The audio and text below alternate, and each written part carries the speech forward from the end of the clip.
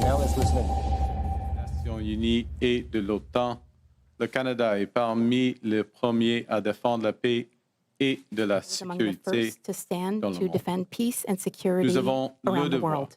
de faire It respecter is les our droits duty de la to personne ensure that human rights are l'international upheld abroad. et de favoriser la paix et la sécurité. We also have a duty au to pays. promote peace and safety et in à l'étranger. Canada and around the world. Earlier this week, the Minister of Foreign Affairs represented Canada at the UN high-level conference on a two-state solution in New York.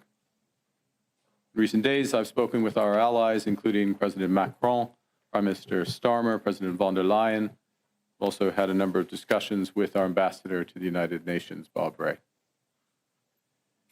International cooperation is essential to securing lasting peace and stability in the Middle East, and Canada will do its best to help lead that effort. Canada has long been committed to a two-state solution. An independent, viable, and sovereign Palestinian state living side by side with the state of Israel in peace and security. For decades, it was hoped that this outcome would be achieved as part of a peace process built around a negotiated settlement between the Israeli government and the Palestinian Authority. Regrettably, this approach is no longer tenable. Prospects for a two-state solution have been steadily and gravely eroded, including by the pervasive threat of Hamas terrorism to Israel and its people, culminating in the heinous attack of October 7, 2023, and the terrorist organization Hamas's long-standing violent rejection of Israel's right to exist and its rejection of a two-state solution.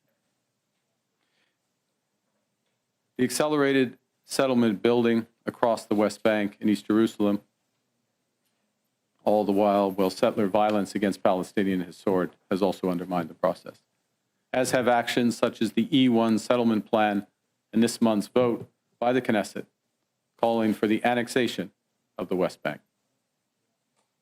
and the ongoing failure of the Israeli government to prevent the rapidly deteriorating humanitarian disaster in Gaza, with impeded access to food and other essential humanitarian supplies. The deepening suffering of civilians leaves no room for delay in coordinated international action to support peace, security, and the dignity of human life. Preserving a two-state solution means standing with all people who choose peace over violence or terrorism. And it means honoring their innate desire for peaceful coexistence of Israeli and Palestinian states as the only roadmap for a secure and prosperous long-term future.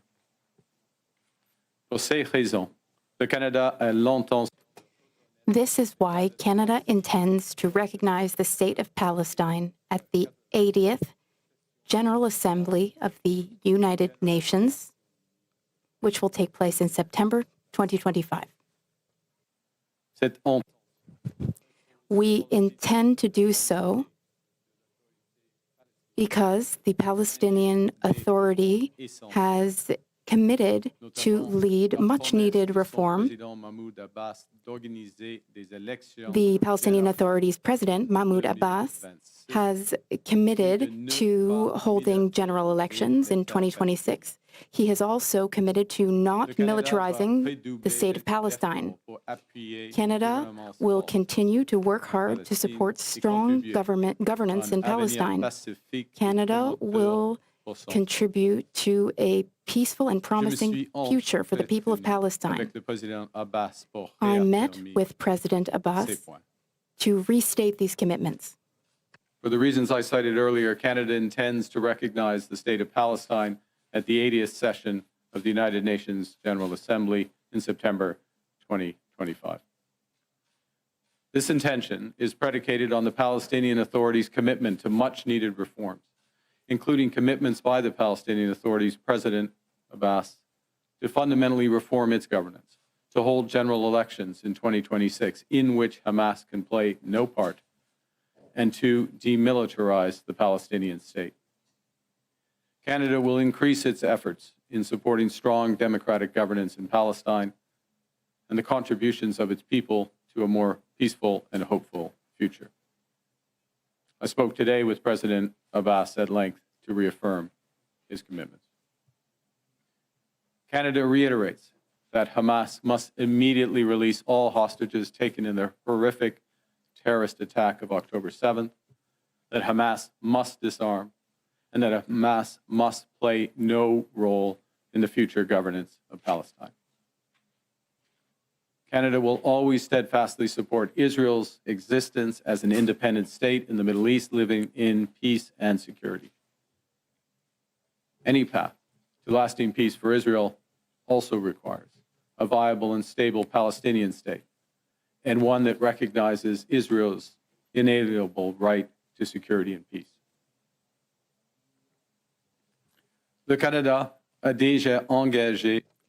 Canada has already committed over $340 million in order to address the disastrous humanitarian situation in Gaza.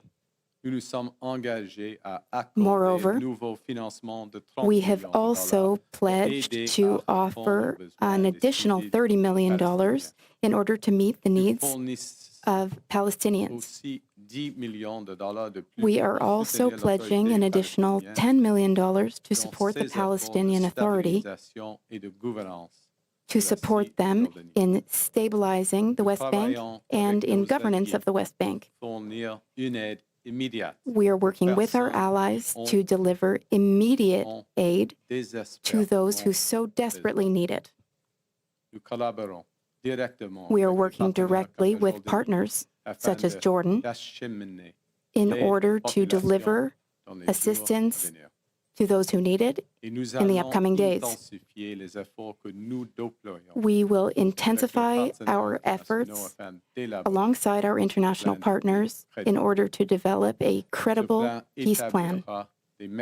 This plan will establish governance and security mechanisms for Palestine. The plan will ensure that humanitarian aid is delivered to Gaza as needed. Canada will be a constructive partner in building a just, meaningful, and lasting peace in the region, and a future that respects the dignity, security, and the aspirations of all Palestinians and Israelis.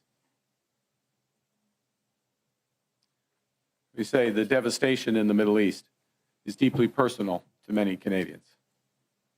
Palestinian Canadians are watching as communities across Gaza face destruction and deprivation, and as communities in the West Bank are annexed. The heinous attacks of October 7th traumatized the Jewish people in Israel and here in Canada and around the world. With each day that the remaining hostages, the remains, are not returned, families live in fear and grief. The rising anti-Semitism and words, actions, and violence, including against Jewish communities right here in Canada, is abhorrent. And it's why we're introducing legislation this fall that will make it a criminal offense to intentionally and willfully obstruct access to any place of worship, to schools and community centers. We will also invest in the physical protection of vulnerable communities and places of worship. Basic security is an inalienable right of every human being. We'll defend that right for every Canadian. The two-state solution Canada supports is built on the promise of Israelis and Palestinians living side by side in peace and security. I thank you for your attention. And the Minister and I would be happy now to take your questions.